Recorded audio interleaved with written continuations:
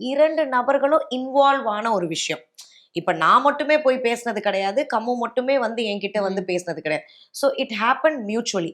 ஆனா பழிய மட்டும் ஏன் தூக்கி பாரு மேல போடுறீங்க? ஏன் எண்ட் ஆஃப் த டே வந்து அந்த இடத்துல கம்முவுக்கு எடுத்ததுக்கு காரணம் பாரு தான். அப்படிங்கிற அந்த பழி, அந்த குற்றச்சாட்டு ஏன் பாரு கிட்ட வருது? கம்முவும் வந்து ஒரு 32 வயது, எல்லாம் சுய அறிவு இருக்கக்கூடிய ஒரு நபர் தான். அ பாருக்கும் அந்த அறிவு இருக்கு. ஆனா தப்புன்னா மட்டும் ஏன் ஒரு பெண்ணையே நீங்க வந்து சாடுறீங்க? இது ஒரு உளவியல் ரீதியாவே வந்து இது நடக்கக்கூடிய ஒரு விஷயம் தான். அப்போ நீ வந்து அவங்க பெர்சனல் ஃபீலிங்ஸுக்குலாம் நீ வந்து மதிப்பு குடுக்கல. பொண்ணு தப்பு பண்ணிட்டா. அவன் மேல பழிய தூக்கி போட்டுறலாம். அப்படின்னு இந்த ரொம்ப பிற்போக்குத்தனமான புத்தி இருக்குது இல்லையா? இவங்கலாம் தான் இப்படி பேசுவாங்க.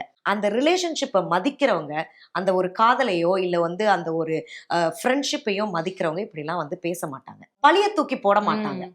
2 பேருமே ரெஸ்பான்சிபிள் அப்படின்னு பேசியிருந்தா, கரெக்ட். அவங்க சொல்றத கொஞ்சமாவது நம்ம ஏத்துக்கலாம்.